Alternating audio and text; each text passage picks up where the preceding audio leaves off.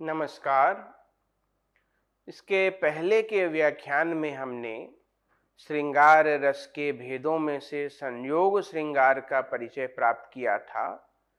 आज के इस व्याख्यान में हम वियोग श्रृंगार का परिचय प्राप्त करेंगे और इस व्याख्यान में मुख्य रूप से वियोग श्रृंगार का स्वरूप समझेंगे और फिर वियोग श्रृंगार का विवेचन करते हुए उदाहरणों के साथ वियोग के स्वरूप को और अधिक स्पष्टता से जानने की चेष्टा करेंगे।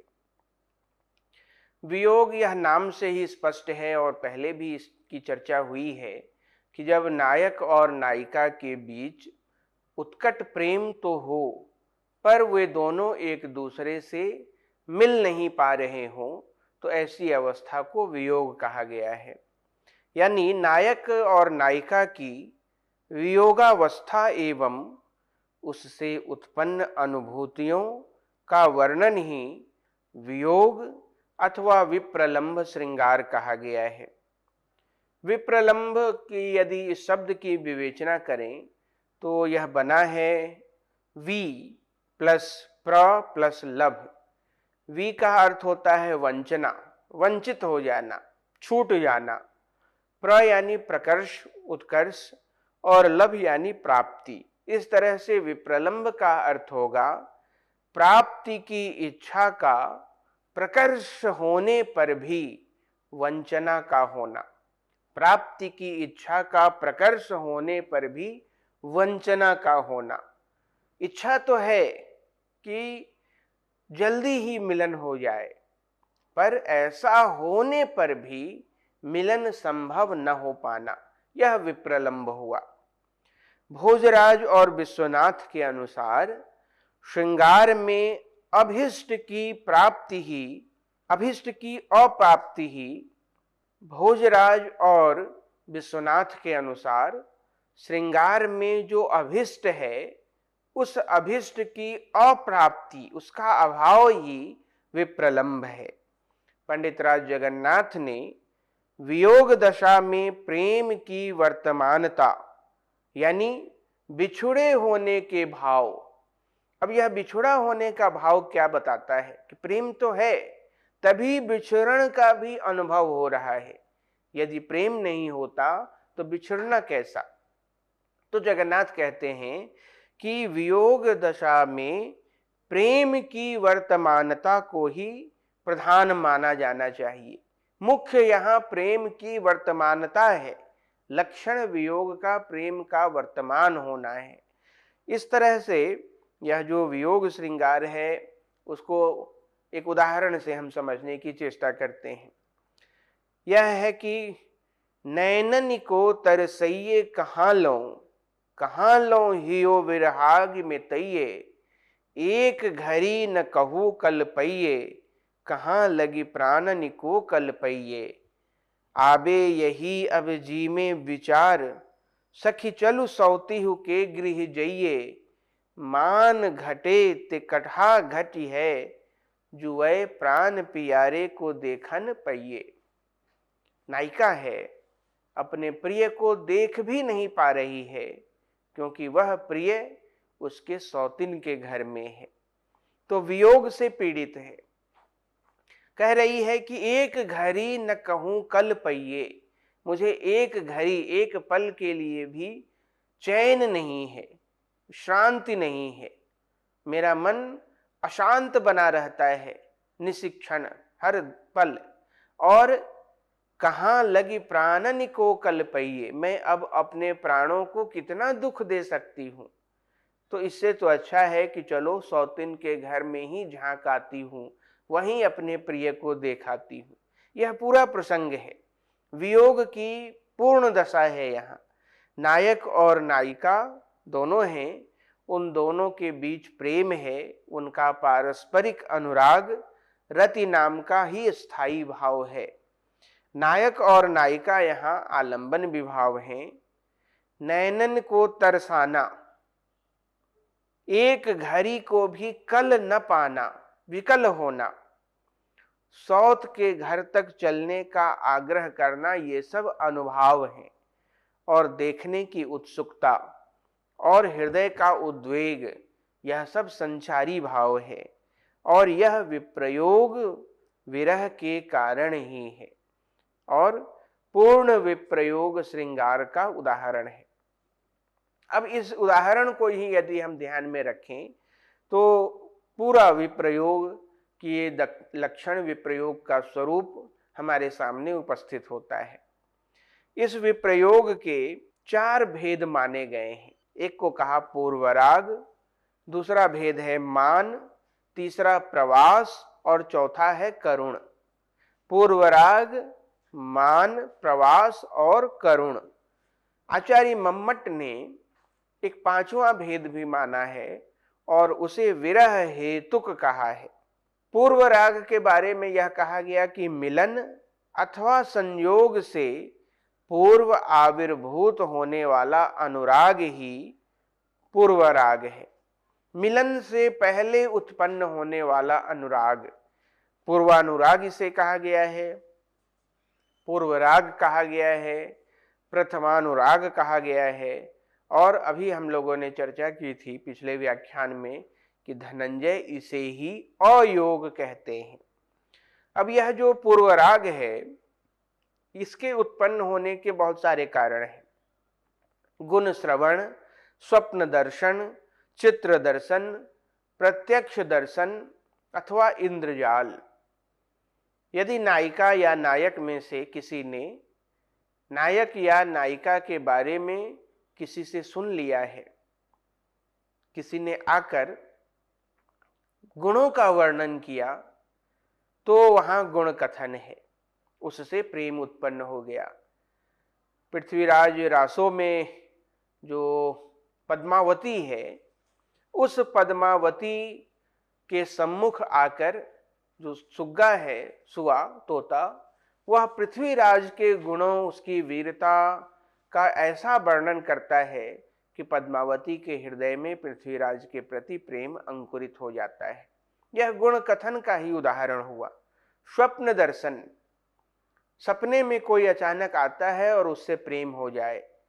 चित्र दर्शन, किसी का चित्र देखकर उसके प्रति अनुराग उत्पन्न हो जाए।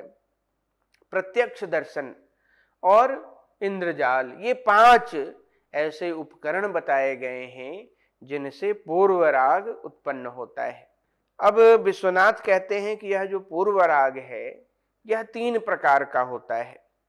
उन्होंने कहा नीली राग, जिसमें बाहरी चमक दमक का अभाव होता है पर हृदय में निकटता होती है। यदि हृदय में निकटता है और बाहर कोई प्रभाव नहीं दिख रहा तो वह नीली राग है। उन्होंने कहा कुसुम्भ राग, कहा कि वह थोड़ा दिखता तो है, शोभित तो होता है पर अस्थायी है। और विश्वनाथ कहते हैं कि इसका तीसरा जो रूप है वह है मंजिष्ठा राग, यानी जो शोभित भी हो और स्थायी भी रहे। अब यह तो पूर्व राग है। जो दूसरा भेद बताया गया वह है मान। प्रिय के अपराध से उत्पन्न क्रोध को ही मान कहा गया है। अक्सर नायक के किए गए अपराधों से नायिका मान रख लेती है। मान, रूठना। मान का अर्थ होता है मां, मत और न, यानी रूठना, रूठ जाना। इसके 2 भेद कहे गए हैं, प्रणय मान और ईर्ष्या मान। इस आधार पर यह 3 प्रकार का होता है। यह जो मान है वह 3 प्रकार का है, नायकगत, नायिकागत और उभयगत। दोनों ही रूठ सकते हैं और दोनों में से चाहे नायक रूठ सकता है या नायिका रूठ सकती है। पर जो हमारी काव्य परंपरा है उसमें ज्यादा हिस्सा नायिकाओं के ही मान रखने का दिखाई पड़ता है। जहां नायिका अपने प्रेम से नायक से रूठ जाती है वहां प्रणय मान होता है, और जहां ईर्ष्यावश रूठ जाती है वहां ईर्ष्या मान होता है। नायक किसी और के प्रेम में पड़ गया है, अब उस नायिका को यह बात पता चलने से वह मान तो रखती है, पर वह मान ईर्ष्या का विषय होता है कि वह जो कोई और है वह इसकी जगह आ गई है नायक के जीवन में, नायक अब उससे प्रेम करने लगा है तो वह ईर्ष्या का विषय होता है कि उसमें ऐसा क्या है जो मुझ में नहीं है। तो प्रणयमान और ईर्ष्यामान ये दो मुख्य भेद हैं मान के। अब यह बताया गया इनमें से भी कि जो ईर्ष्यामान है वह केवल नायिकाओं में होता है, केवल नायिकाओं में होता है। इसका कारण यह है कि अभी मैंने बताया कि ईर्ष्या उस किसी तीसरे के प्रति होती है जिसने उसकी जगह ले ली है। तो हमारे सामाजिक स्थितियों में नायिकाओं को यह अवकाश कम ही मिलता है कि वह अपने नायक को छोड़कर किसी और नायक के प्रति आकृष्ट हो जाए, उसके पास रहने लगे। ये तो कविता है ना, यशोधरा की पंक्तियां हैं साकेत की। अबला के भय से भाग गए वे हमसे भी निर्बल निकले, नारी निकले तो असती वे यति कहलाकर चल निकले। सोती हुई अपनी पत्नी को यदि अंधेरे में बिना बताए गौतम बुद्ध सिद्धार्थ निकल पड़े तो वो सन्यासी कहलाए, पर यही काम यदि यशोधरा ने किया होता तो क्या होता, वह कुल्ठा कहलाती। तो यह हमारा जो सामाजिक बनावट है हमारी, उसमें नारी को, स्त्रियों को यह अवसर कम ही मिलता है और साहित्य में भी इसका वर्णन कम ही हुआ है। इसलिए यह कहा गया कि जो ईर्ष्यामान है वह नायिकागत ही है। ईर्ष्यामान केवल नायिकाओं में होता है और इसे ही वास्तविक मान कहा गया है। यतः हृदय विघटितः संगमोपि विरहम विशेषयति। भर्तृहरि ने कहा कि यही ऐसा मान है जिसे हम वास्तविक मान कह सकते हैं। प्रणय मान तो कुछ नहीं है, वह तो और अधिक प्रेम को बढ़ाने में सहायता करता है, पर ईर्ष्या मान ही वास्तविक मान है। प्रणय मान को संयोग को बढ़ाने वाला क्रीड़ा परक अनुभाव, प्ले इंस्टिंक्ट कहा गया है। वह एक क्रीड़ा भाव है। यदि नायिका थोड़ा रूठती है तो नायक और अधिक प्रेम से उसे मनाने की चेष्टा करता है, तो इस रूठने मनाने की प्रक्रिया में वह प्रेम और अधिक प्रगाढ़ ही होता है। तो इस कारण से कहा गया कि असल मान तो ईर्ष्या मान ही है। अब ये जो मान इतने प्रकार के हैं, इनके मोचन के भी उपाय बताए गए हैं, जिसे मान मोचन कहा गया है। प्रियतमा, अब ये जो तीसरा है वियोग का, वह प्रवास कहलाता है। तो प्रियतमा और प्रियतम में से किसी एक का परदेश में होना ही प्रवास है। प्रवास के कई अर्थ किए गए हैं शाब्दिक व्युत्पत्ति के आधार पर। प्र प्लस वास, प्र यानी प्रतिकूल और वास यानी निवास। प्रतिकूल निवास, प्रवास यानी विशेष प्रकार का आच्छादन, विशेष प्रकार की वेशभूषा, विशेष प्रकार का वस्त्राभूषण, और प्रवास यानी वियोगी का एकांत निश्वास। ये तीन अर्थ बताए गए हैं शाब्दिक व्युत्पत्ति के आधार पर साहित्य में विशेषतः वियोग श्रृंगार में प्रवास का अर्थ माना गया है कि जब नायक या नायिका में से कोई एक परदेश में हो, दूरदेशी हो, वहां से तुरंत आ सकना संभव न हो, तो वह प्रवास कहलाता है। अब यह प्रवास भी तीन प्रकार का माना गया है अपने कारण के आधार पर। कार्यज यानी नायक या नायिका किसी कार्यवश बाहर गए हैं, नायक रोजी रोटी आजीविका के लिए यदि प्रदेश गया है तो वह कार्यज प्रवास है। शापज यानी यदि राजा ने किसी को देश निकाला दे दिया, अपने राज्य से बाहर बहिष्कृत कर दिया, तो वह शापज प्रवास कहलाएगा। यक्ष को कुबेर ने शाप दिया था कि तुम 1 साल के लिए अपनी प्रिया से दूर रहोगे। कश्चित कांता विरह गुरुणाम स्वाधिकारात् प्रमत्ते शापे नास्तं गमत महिमा वर्ष भोग्येन भर्तुः यक्षश्चक्रे जनक तनयाया स्नान पुण्योदकेषु स्निग्धच्छाया तरु बसति रामगिरी आश्रमेषु। यह मेघदूत का पहला छंद है, जिसमें है कि एक छोटे से अपराध के लिए स्वामी ने उस यक्ष को यह शाप दिया कि तुम 1 साल के लिए यहां से निकल जाओ। तो ऐसा जो प्रवास है वह शापज प्रवास के अंतर्गत आएगा। और भयज, संभ्रमज, डर से, किसी ने कोई अपराध किया है और पकड़े जाने के भय से यदि वो भाग जाए, तो इस कोटि के जो प्रवास हैं वो भयज प्रवास कहलाते हैं। प्रवासो भिन्न देशत्वम कार्य शाप संभ्रमैः प्रवास, ऐसा हेमचंद्र ने कहा है। अब प्रवास तो है, पर यदि इस प्रवास की अवधि बहुत लंबी हो जाए तो दैर्घ्य के कारण, दीर्घता के कारण यही प्रवास करुण में बदल जाता है, करुण में परिणत हो जाता है।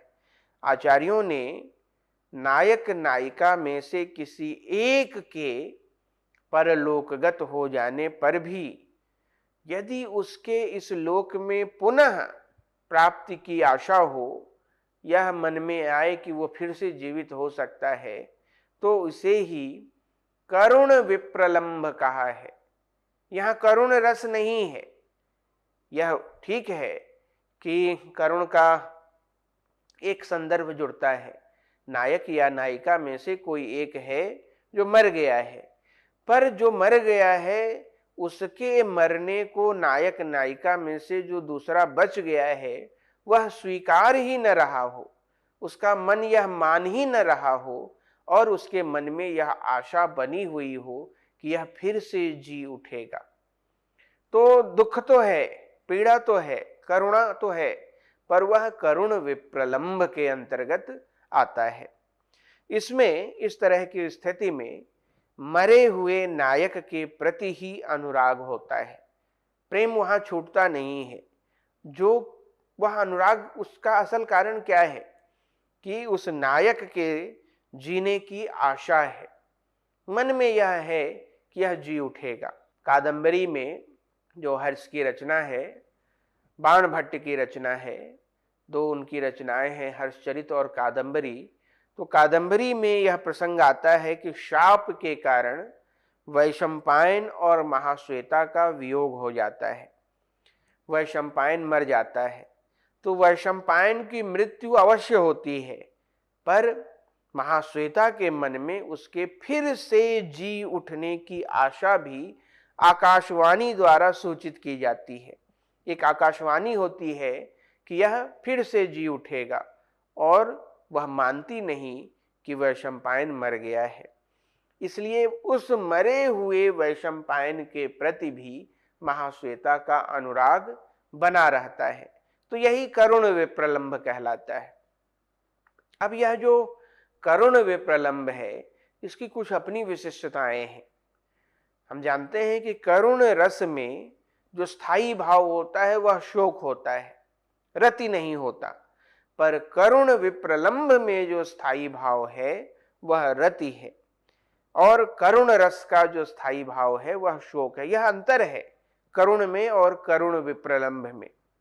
इसलिए यह जो करुण विप्रलंभ है, इसकी जो प्रवृत्ति है वह प्रवृत्ति मूलकता है, और जो शोक है वह निवृत्ति मूलक है। हम उससे छूटना चाहते हैं, पर रति में डूबना चाहते हैं। सूरदास के यहाँ ऐसे बहुत सारे अंश आते हैं सूरसागर में, जहाँ कृष्ण के ब्रज से चले जाने पर गोपियों की जो वियोगानुभूति है, चूंकि वियोग की अवधि बहुत लंबी हो गई है प्रवास की, कृष्ण चले गए हैं, अब लौट नहीं रहे हैं, तो वह लगभग करुण विप्रलंभ, करुण में परिणत हो गई है। निसी दिन बरसत नैन हमारे, सदा रहति बरसा ऋतु हम पर, जब तय श्याम सिधारे, दृग अंजन न रहत निशिवासर, कर कपोल भय कारे। तो यह जो गोपियां पीछे छूट गई हैं, कृष्ण चले गए हैं और कृष्ण का न कोई समाचार मिल रहा है, न वो खुद आ रहे हैं, वियोग की अवधि बड़ी लंबी होती जा रही है। तो वह अवधि के बढ़ते जाने से जो वियोग है, विप्रलंब है, वह लगभग करुण की ओर अग्रसर हो चुका है। इसीलिए नायिकाओं की आंखें निरंतर बरसती रहती हैं, निशिदिन बरसत नयन हमारे। और चूंकि आंखों से निरंतर अश्रुपात हो रहा है, तो कह रही हैं सदा रहती वर्षा ऋतु हम पर। निरंतर यहां मानो वर्षा ऋतु ही है।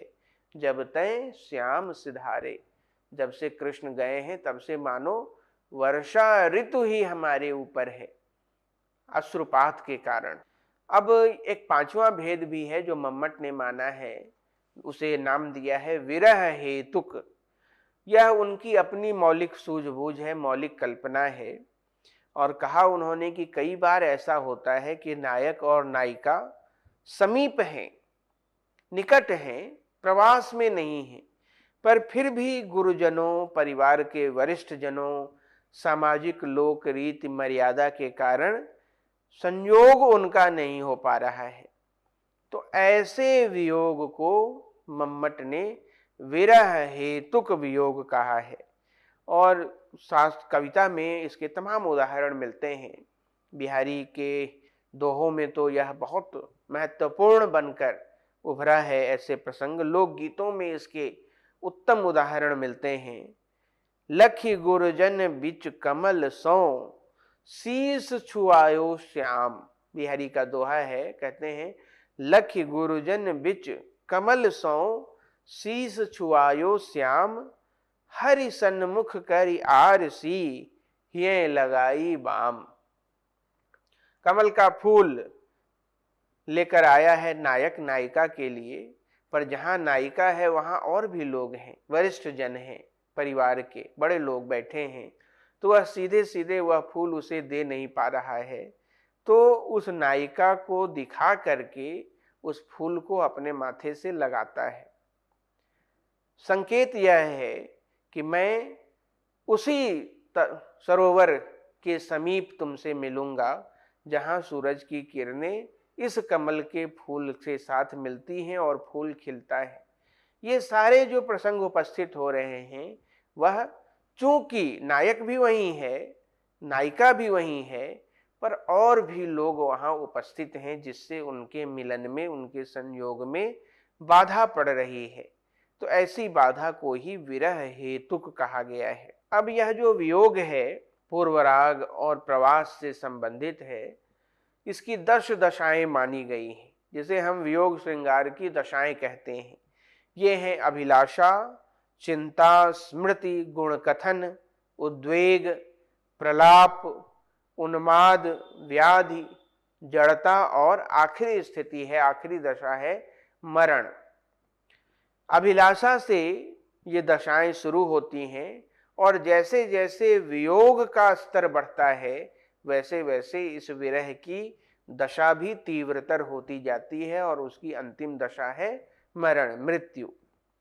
कुछ विचारकों ने अभिलाषा से पहले की भी 3 दशाएं मानी हैं और उसे इच्छा, उत्कंठा और मरण से पहले की एक दशा मानी है जिसे मूर्छा कहा है। तो 10 दशाएं वे थीं और कुछ आचार्यों के यहाँ ये 3 और दशाएं हैं, इच्छा, उत्कंठा और मरने से पहले की दशा मूर्छा, मूर्छित होना। तो इस तरह से 13 दशाओं की भी चर्चा मिलती है, पर अधिकांश आचार्य इन 10 दशाओं के पक्ष में हैं, 10 ही दशाएं मानते हैं।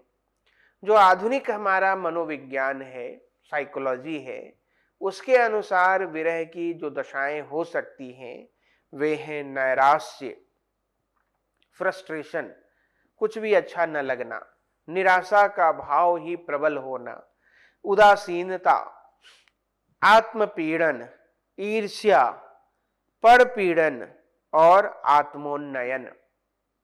ये 6 स्थितियां आधुनिक मनोविज्ञान के अनुसार वियोग की स्वीकृत हैं। अब यह जो अभिलाष है वह, उसके बारे में बताया गया कि प्रिय से शारीरिक मिलन की इच्छा ही अभिलाष है। मन में यह इच्छा उत्पन्न होना कि प्रिय से मिलन हो जाए, इसे ही अभिलाष कहा गया। संगमेच्छाभिलाषः, संगम की इच्छा ही अभिलाष है। यानी अभिलाष वह अवस्था है जब नायक के प्रति नायिका का आकर्षण होता है। अब यह आकर्षण भी कई कारणों से हो सकता है।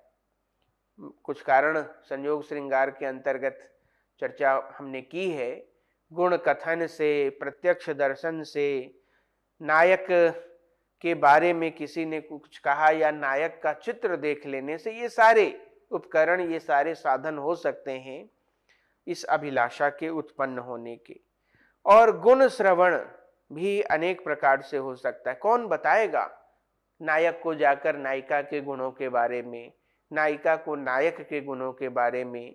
तो सखियों के गीत या कोई तीसरा किसी तीसरे के बारे में बात कर रहा है और नायक या नायिका ओवर हियरिंग कर रही है, चुपके से उनकी बातों को सुन रही है, यह सब गुण कथन के अंतर्गत परिगणित होता है।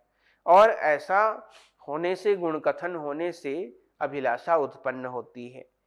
प्रेम कहा 300 पहले हरि कानन, आन समीप किए तय, चित्र चरित्र न मित्र भये, सपने में हूँ मोहि मिलाए लिए हैं, देवजू दूर ते दौरी दुराए के प्रेम दिखाए सिखाए दिए तय, वारिज से विकसे मुखवे, निकसे इत हो निकसे नहिए तय। ये सब अभिलाषा के अंतर्गत आते हैं। अब जो बाकी दशाएं हैं, तो चिंता के बारे में यह कहा गया कि अभिलाषा तो उत्पन्न हो चुकी है, प्रियस के संगम, संगमेच्छाभिलाषा। तो उसके बाद अब कैसे यह संभव हो? इच्छा तो है, पर उसकी पूर्ति कैसे हो? तो प्रिय की प्राप्ति के उपायों की खोज, इसे ही चिंता कहा गया। स्मृति कहा गया, अनुभूत पूर्व चेष्टाओं आदि द्वारा उद्बोधित संस्कार से उत्पन्न ज्ञान, बार बार याद आना प्रिय की, यह स्मृति है। गुण कथन, अभी बताया गया कि प्रिय या प्रिया की विरह में प्रशंसा करना, उसी के बारे में बातें करते रहना, प्रसंग न भी हो तो भी उसी की चर्चा करना।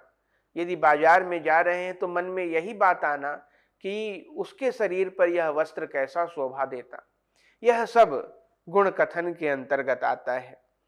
सुखद वस्तुओं का दुखद लगना, प्रातःकालीन शीतल मंद समीर है, पर मन में तो प्रिय संगम की इच्छा है, तो वह सुखद वस्तु भी दुखद लगने लगती है।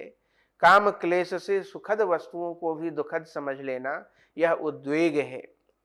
व्याकुल चित्तता के कारण निरर्थक बातें करना, प्रलापो अनर्थकम वचः, यह प्रलाप है। और जड़ चेतन आदि का विचार छूट जाना, यह उन्माद है। सीता का जब अपहरण हो जाता है तो राम वन में हर किसी से यह पूछते हैं, हे खग मृग हे मधुकर श्रेणी, तुम देखी सीता मृगनयनी। पशुओं से, पक्षियों से, वृक्षों से, लताओं से, सबसे वह पूछते फिर रहे हैं कि मेरी सीता को तुमने देखा है क्या? तो सीता के वियोग में राम की यह दशा लगभग उन्माद की अवस्था में है, जिसमें जड़ और चेतन का विचार छूट गया है। इसके बाद की दशा है व्याधि, काम वेदना से लंबी सांस लेना, दीर्घ निश्वासता, पांडुता, पीला हो जाना, शरीर जर्जर हो जाना, दुर्बल हो जाना। विरह व्याकुल बकुल तरुतर पेखल नंद कुमार रे, नील नीरज नयन सै सखी धरय नीर अपार रे। और आगे की पंक्तियां में आती हैं कि वह भरभरा कर धरती पर गिर पड़ते हैं, इतने कमजोर हो गए हैं। तो यह सब व्याधि के अंतर्गत है। और फिर जड़ता, अंगों और मन का चेष्टा शून्य हो जाना, कुछ भी न करना। और आखिरी दशा है मरण, मरण तुल्य दशा या मन से आकांक्षित मरण का वर्णन। यदि मन में अब यही भाव आ जाए कि इससे अच्छा तो मैं मर ही जाती, इतना वियोग अब सहा नहीं जा रहा, तो यह सब मरण दशा के अंतर्गत आती है। एक उदाहरण से देखते हैं। पर काजहि देह को धारी फिरौं, परजन्य जथारथ वै दर्शौ। निधि नीर सुधा कै समान करौ, सब ही विधि सज्जनता सरसौ। घन आनंद जीवन दायक हौ, कछु मेरियो पीर हिये परसौ। कबहूँ वा विसासी सुजान के आंगन, मोह असुआन ही लय बरसौ। अपने जो प्रेमिका है सुजान, उससे घनानंद कह रहे हैं कि कभी, बादलों को संबोधित कर रहे हैं कि कभी तो उस सुजान के आंगन में मेरी आंखों के अश्रु को बादल बनाकर जाओ और वहां बरस जाओ। कबहूँ वा विसासी सुजान के आंगन, मोह असुआन ही लय बरसों। ये सब विरह की दशाओं के अंतर्गत गिनी जाती रही हैं। तो इस तरह से इस व्याख्यान में हमने श्रृंगार रस के जो दूसरा प्रमुख भेद है वियोग, उसकी चर्चा की है, उसे जाना समझा है। धन्यवाद।